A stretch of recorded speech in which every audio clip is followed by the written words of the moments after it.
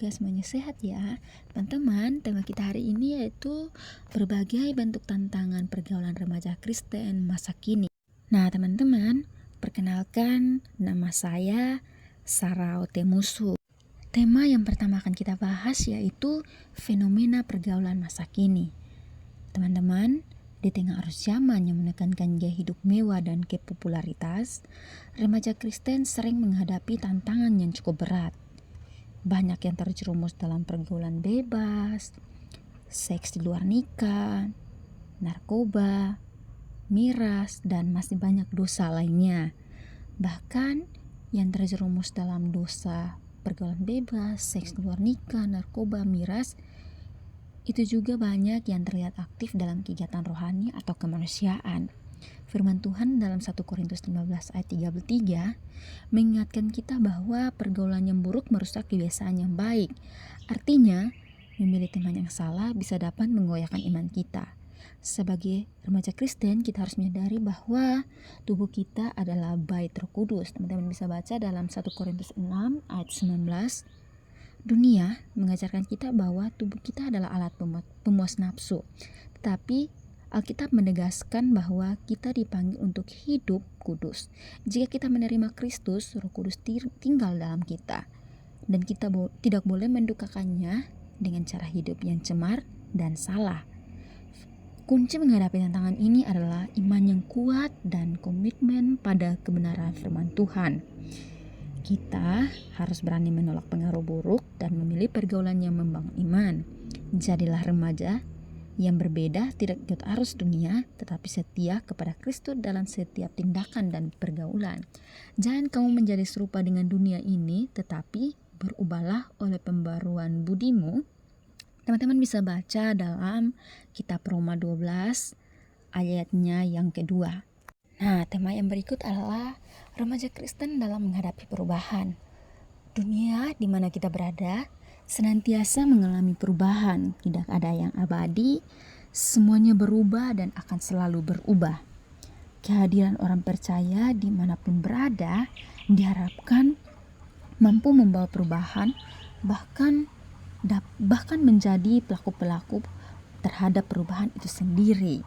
Perubahan tidak terjadi begitu saja tanpa adanya prakarsa dari Tuhan lewat usaha yang dilakukan manusia untuk melakukan perubahan demi kemajuan yang terjadi dan juga demi kelangsungan hidup yang lebih baik. Kenyataan yang dihadapi akibat dari perubahan adanya perkembangan dan kemajuan dari berbagai bidang.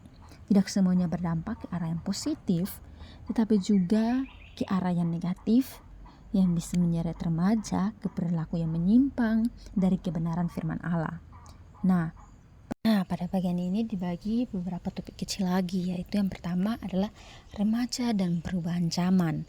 Remaja sangat terpengaruh oleh perubahan zaman karena mereka lah sangat merasakan dampaknya. Menjadi remaja di era perubahan seperti sekarang ini cukup menentang karena diwarnai oleh hal-hal yang baik dan buruk yang tercampur. Perubahan zaman yang dimaksud adalah pergeseran antara masa lalu dan masa kini, termasuk dalam masyarakat yang dikenal sebagai perubahan sosial. Menurut Walbert Moore, perubahan sosial adalah transformasi penting dalam struktur sosial, yaitu pola perilaku, interaksi masyarakat. Fenomena ini terjadi di semua tingkat kehidupan, dari individu hingga global, dan bersifat terus-menerus. Keluarga sebagai unit terkecil pun terkena dampaknya, termasuk remaja, terutama dalam gaya hidup. Gaya hidup remaja didefinisikan sebagai cara seorang hidup menggunakan uang, waktu, dan mengekspresikan diri sesuai norma. Saat ini, gaya hidup remaja banyak dipengaruhi oleh sikap konsumtif, materialitas, dan permisif. Meskipun banyak juga remaja yang berprestasi dalam berperilaku baik. Akan membahas apa sih gaya hidup konsumtif itu?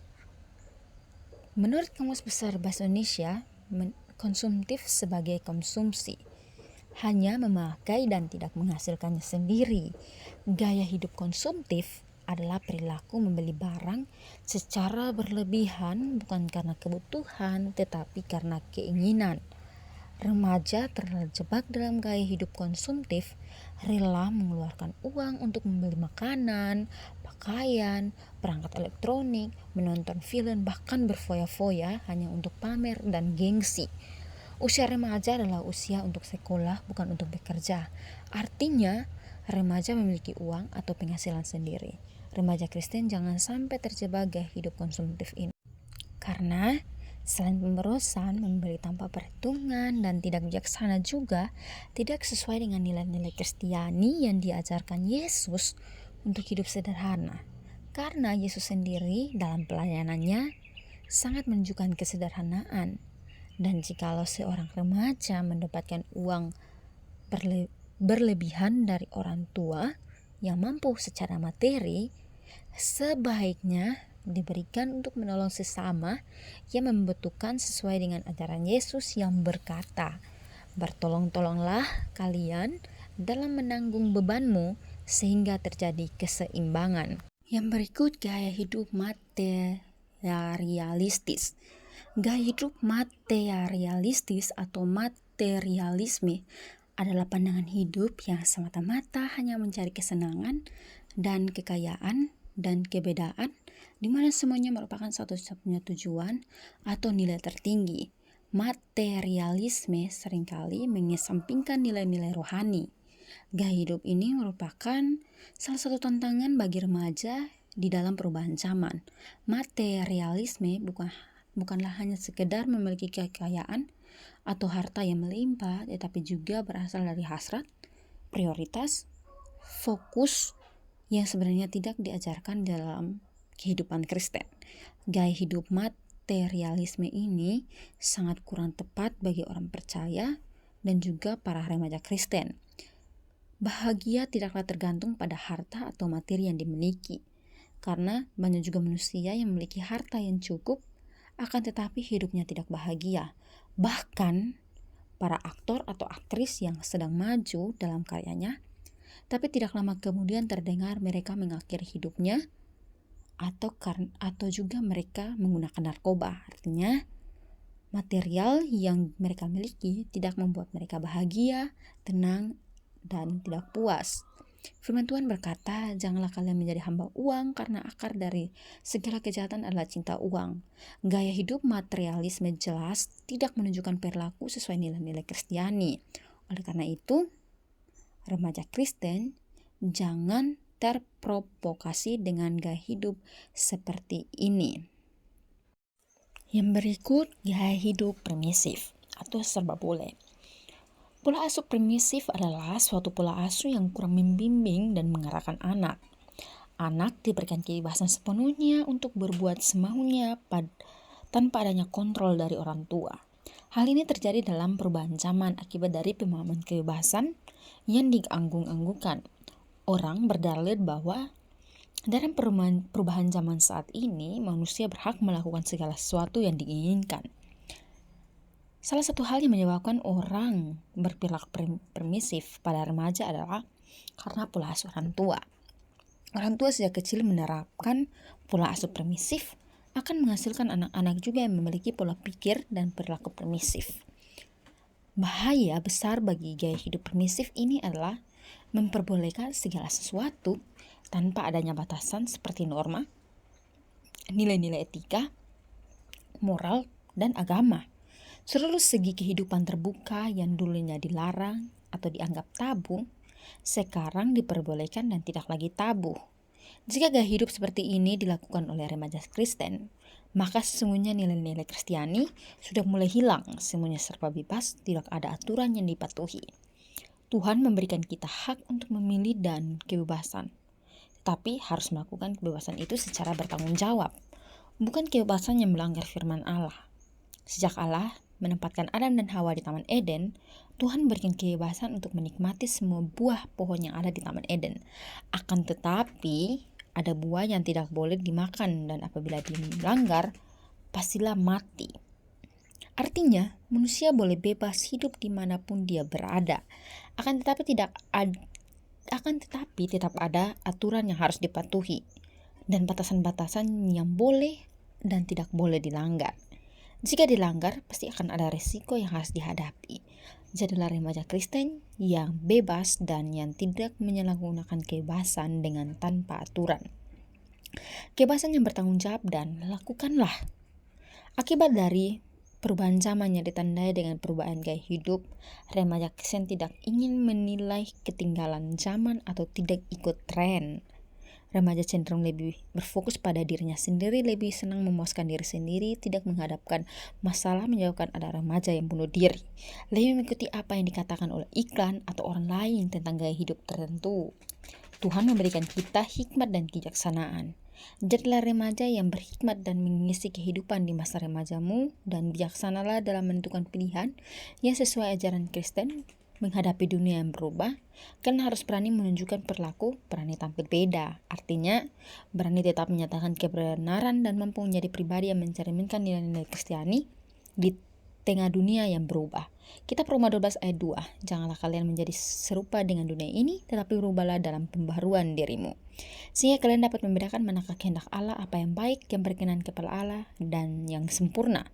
Remaja Kristen menghadapi perubahan menyadari kebenarannya bahwa dia harus berubah, tapi berubah ke dampak yang positif. Tidak mengikuti apa yang disadorkan oleh dunia sekitarnya, akan tetapi lebih pada perubahan yang bermakna bagi orang lain dan ke lingkungannya. Firman Tuhan harus menjadi filter untuk memilih perilaku dan bersikap, bertindak, dan bertutur kata dalam kehidupan sehari-harinya. Tema yang berikut adalah remaja Kristen yang kuat.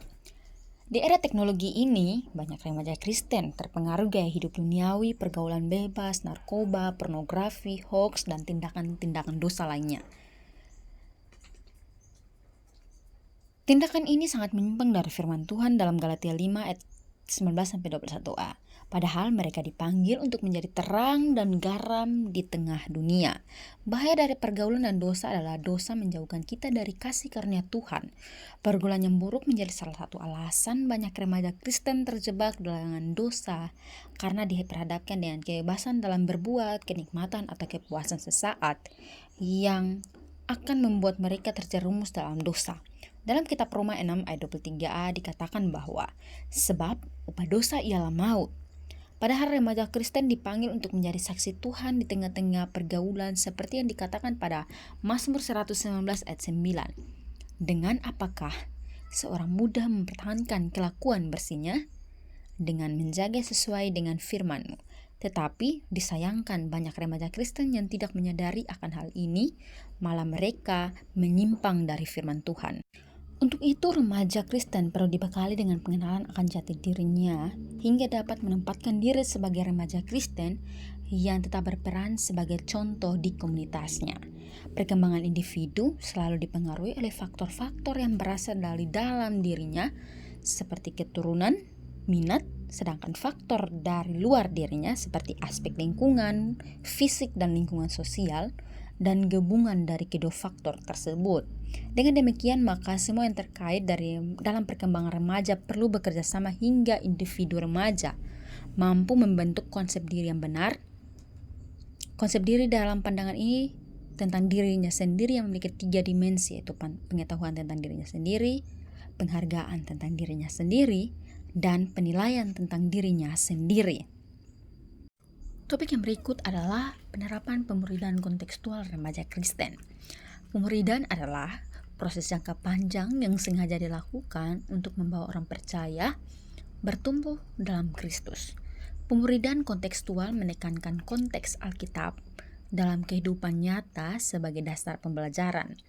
Tujuan pemuridan kontekstual yaitu untuk membantu murid bertumbuh hingga dewasa rohani, melengkapi pemahaman Alkitab secara kontekstual, menjadi penguasaan hidup dalam ketaatan firman Allah, dan mendorong multiplikasi murid untuk hidup bersama dalam Kristus. Pemuridan Yesus bersifat holistik, mengubah hidup agar berakar, bertumbuh dan berubah dalam Kristus. Pengajaran firman Tuhan juga harus diberikan sejak dini, terutama kepada remaja agar mereka kokoh dalam iman dan taat kepada Tuhan. Di sini orang tua berperan penting dalam kedisiplinan rohani anak. untuk mencegah pengaruh negatif dan membentuk karakter anak sesuai firman Tuhan.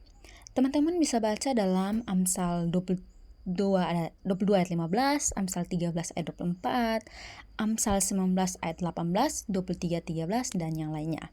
Kesimpulannya, remaja Kristen perlu membangun pondasi iman yang kuat melalui pemahaman firman Allah agar mampu menjaga diri dari pergaulan yang menyimpang dan tidak sesuai nilai Kristiani. Peran orang tua sangat penting dalam memberikan pengajaran dan teladan hidup yang konsisten sesuai ajaran Kristen. Remaja harus selektif dalam mengikuti gaya hidup masa kini dan menjadikan firman Allah sebagai pondasi utama, karena pergaulan yang buruk dapat merusak kebiasaan yang baik dan iman mereka. Teman-teman bisa baca dalam 1 Korintus 15 ayat 33. Oke teman-teman, sekian dari pembelajaran hari ini. Semoga bermanfaat ya. God bless you.